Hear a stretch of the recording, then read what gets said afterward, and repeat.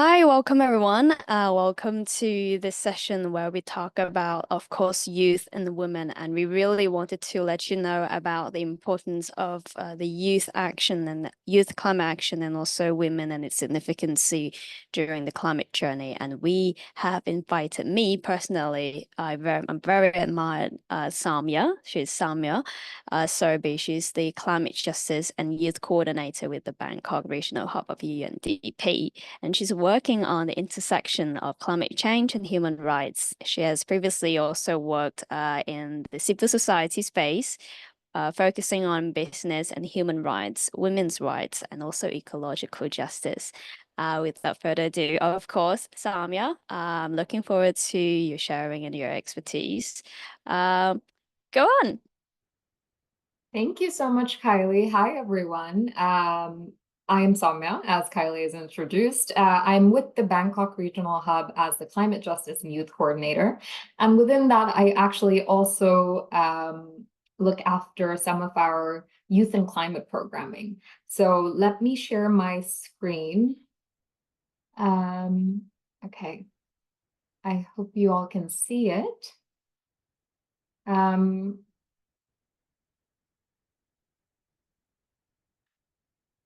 Yes. Yes? Yep. I can see it. Okay. Does it say YCAP in big in Yes. massive? A massive Perfect. one. I love it. Okay. So this is the program that we work with. This is the Youth Empowerment and Climate Action Platform. And I will introduce this a little bit later. But I first wanted to start with what we are talking about, which is the contribution and significance of women and young people's role in renewable energy. And I mean, I thought what would be good to start with, why women and youth? Why do we care about women and young people being a part of this in any sense?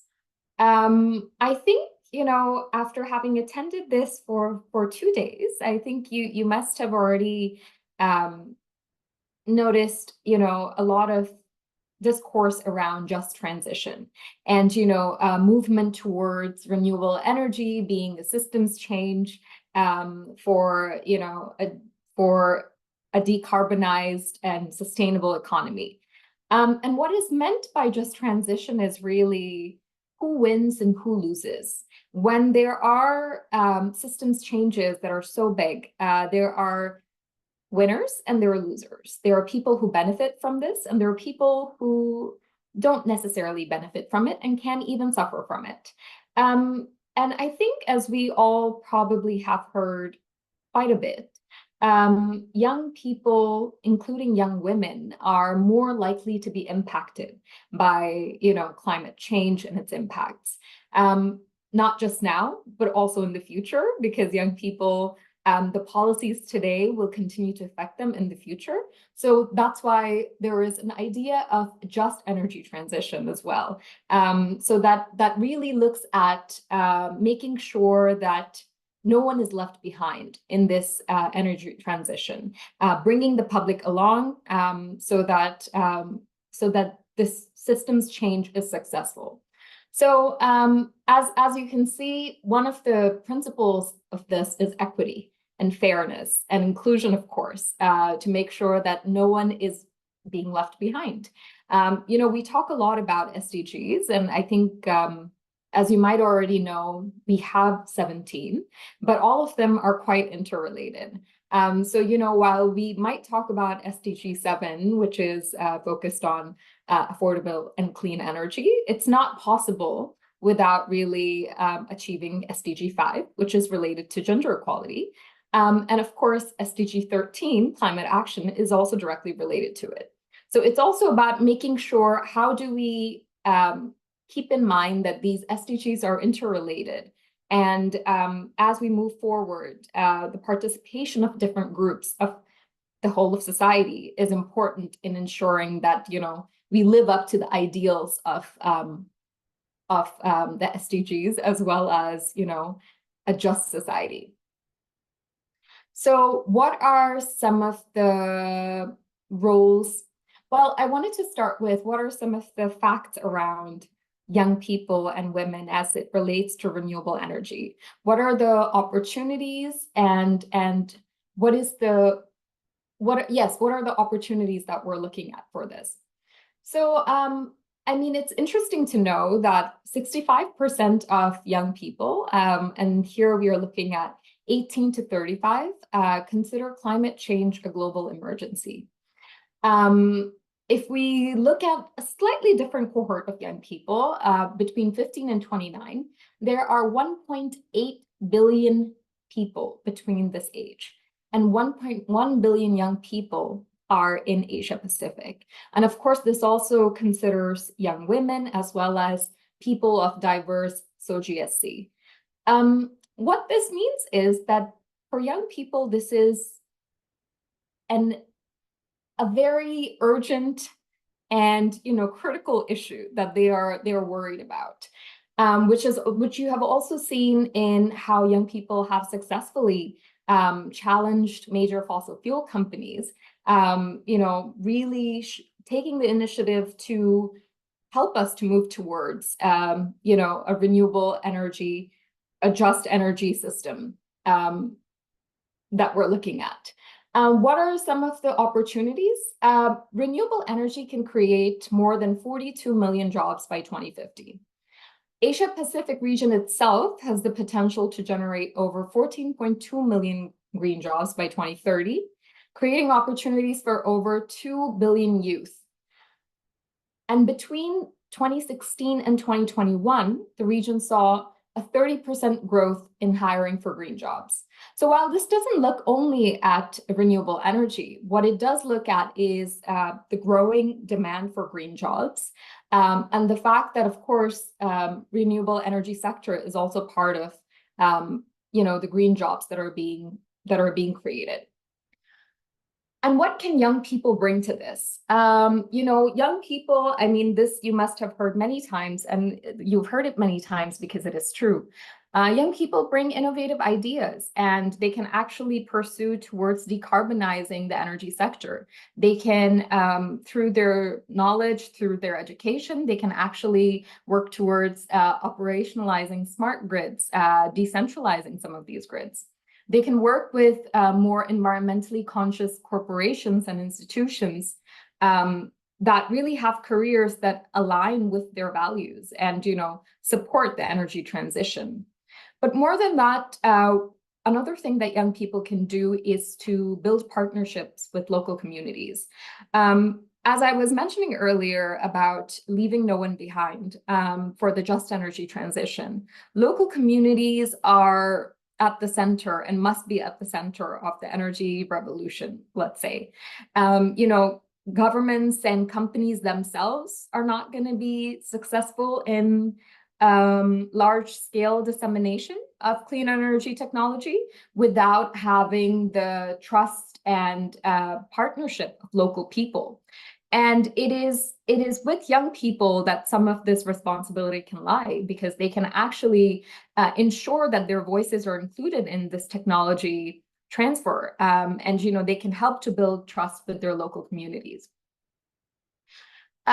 Women also, so women are also increasingly taking on leadership roles, driving, innovation and strategic direction within the sector. And it's also important for women because women are usually one of the groups that are most left out of access to energy. Access to renewable energy is great for women, not only because of the direct access that it gives, but it can also help to create job opportunities for women, supporting their livelihoods and generating new sources of income. For instance, one of the examples that I came across through UNDP's work was around women entrepreneurs who actually used solar-powered energy to power their sewing machines to make face masks and sanitary pads for rural women, providing to rural women something they did not have access to, and making sure that they were able to generate incomes for themselves. So I think what we want to move on to is what are the challenges for youth and women in renewable energy? Because as you can see, opportunities always are followed by challenges. So let's look at some of these challenges. There is a significant skills gap that young people have, which actually poses as a barrier to involvement in their green economy. And over 60% of young people may actually lack the necessary skills to excel in the green economy by 2030 if there is no interventions made. It's also very, I think, pertinent to note that only 3 out of 10 ASEAN countries have significant policies on skills development for green jobs.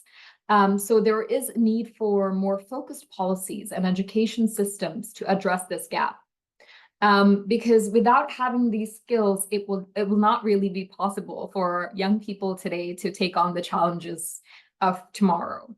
And the second is focus on energy decision-making structures, which are often, so energy governance often does not really have youth voices.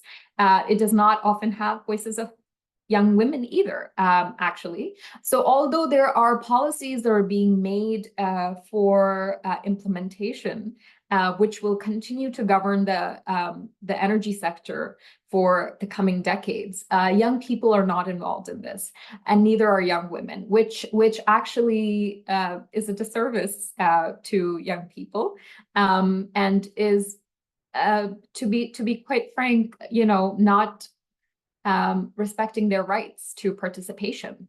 So equipping young people with technology, policy, and governance expertise is also crucial for driving innovative solutions and shaping effective energy policies. Just so that they are able to have tools to deal with the challenges for tomorrow. And one of the things that I also wanted to mention around knowledge and capacity building was actually one of the projects that UNDP has in the Pacific Island countries, and 4 Pacific Island countries, is around how young people can support the renewable energy transformation by, by making sure there is community awareness, but also how to be more involved in the maintenance of some of these.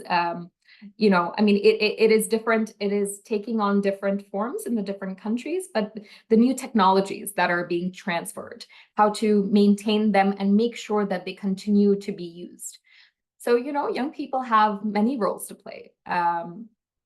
And of course, I did mention that women are taking leadership roles, but it's always good to note that, the energy sector does not have representation of women, which is quite as high as one would like it to be. So while they are taking on leadership roles without targeted interventions and without making sure that they are included, in all forms, in all levels, it's kind of predicted that they will likely not be part of the energy sector as it goes along, which is, again, antithetical to the principles of just transition, which is what we are looking towards. So I had mentioned that I would introduce ACAP briefly earlier, and this is the program that we work with. This is the Youth Empowerment and Climate Action Platform. So we are a multi-stakeholder platform focused on youth and climate action. And we work with, UN agencies, youth organizations, as well as CSO partners to make sure that we are able to bring together actors that are working on youth and climate in the Asia-Pacific region together in a concerted way. These are some of our partners that you can see. While we are co-convened by UNDP, UNFCCC, RCC Asia-Pacific, and UNICEF, we work with many other partners, including other UN agencies, CSO partners, youth networks, to make sure that we continue to raise the profile of youth and climate action in Asia Pacific. I was thinking about what are the things that we do that relate to renewable energy. And, at the moment, while we do not have so much of a direct focus on renewable energy through our interventions. We do have partners who are working on renewable energy. So Empower by UN Women and UNEP is a program in Asia Pacific as well, which focuses on renewable energy and building climate resilience. We also work quite closely with them on the youth work that they have. So we partner with them specifically for youth work. As well as UNICEF, UNEP, ILO have a Green Jobs Pact, which is focused towards skilling young people's building young people's skills for green jobs, so that they are able to be part of the green economy. For ourselves, and we also support with that. By the way, we support with both of these as well. For our own interventions, I can recommend the Movers program, which is our training of trainers program, as well as Skill Our Future, which is, again, a platform that provides green skills trainings to young people for green jobs in the future. And it covers a wide array of topics. So, it would cover not just renewable energy, but a wider range of green skills that young people can leverage in their search for green jobs. And lastly, we also have fellowship programs for through YACAP, which is built more around peer-to-peer networking, mentorship, and making sure that young people are able to, we see ourselves as a youth-led platform. So this is again one of our youth-led initiatives, and we really encourage young people to take action and find ways to support them. If you want to follow us, please scan this QR code to follow us, and hopefully some of you will be able to benefit from some of the initiatives that we have as well. That's it from me. Over to you, Kylie.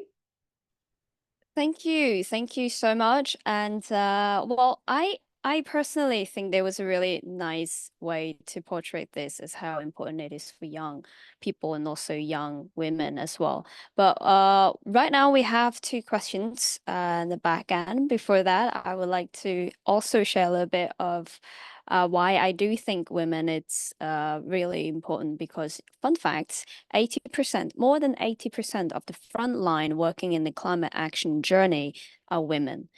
But there's not even enough, not even 30% of the decision maker working in the climate change decision makers, not even 30% are women. So 70% are men. This is one of the things that we have to think about it. And as a woman, sometimes, people ask me, okay, so if a women working in the developed cities, developed places like, I don't know, Hong Kong, I don't see there is any injustice or inequality for women in climate action. I mean, sometimes my friends, the girls are saying, oh, I like to be a housewife. I don't know anything about environment. It's also something about the energy literacy and gender literacy as well. One of the things that we want to pay attention, it's okay, totally okay if you want to be in the front line, if you want to throw yourself out to work in climate action, you want to go on streets, you want to be an activist. That's very great. At the same time, if you want to be a housewife, as a woman, it's okay to be a housewife too if you want to stay home, because women is really important agents in driving renewable energy, as we take charge in what appliances, electricity appliances in your house. Which electricity appliances that you're gonna pick when you go to the market. Which is less energy consumption, because you know how to use the machine. This is also the reason why we're saying that women's role is really important. And also young people, a lot of people, they're just listening. Yeah, we listen to young people's voices, but not just listen. We literally have to throw ourselves out on the table and make sure that the decision makers open the door for us, not just listening, but also really take us into the action. And I'm going to address some questions over here. So one of the questions saying that, well, thank you, Samia. You have already answered one of the questions. So I'm going to say the other one. So do you think that the technological advances will be able to promote the influence of women and children in the climate action in the future, or to what extent? Okay, I'll leave it to Okay. you. Oh yeah, I mean that's very easy, predict the future. I did like your intervention, Kylie, also about, what are the small steps, right? Like what are the individual actions that people can take?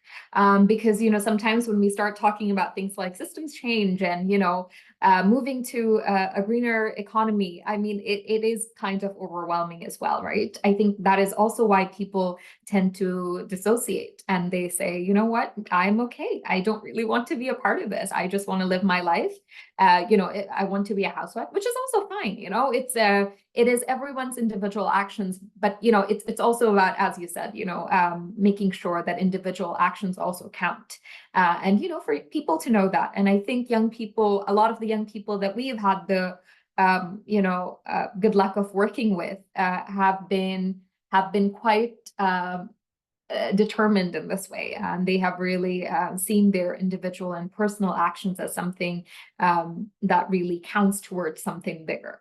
And I think this is also part of some of the work that we do through our Movers program, which is actually looking at a training of trainers methodology, and making sure that young people go from personal and individual actions to learning more about systems and governance and how that works. So once you build that agency within yourself, then you are able to tackle something bigger.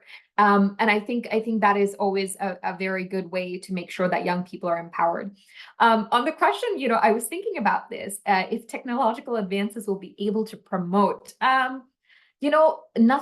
nothing happens by itself, is what I would say. I mean, there have been many changes over the last, many decades. But unless we actually make it a point to pursue something, I don't think it will just happen. So, if we see that these are the technological changes that are happening, through AI, maybe, is it possible? Yes, it is possible, but unless we work towards it, I don't know if it will be, because every time we let things be and hope that it will lead to a beneficial and equitable outcome, it does not happen, because I think the structures that we have built around ourselves tend to also lead other things to act within those structures. So unless we make very targeted efforts to make sure, for instance, that women are included in energy governance, that young people are included,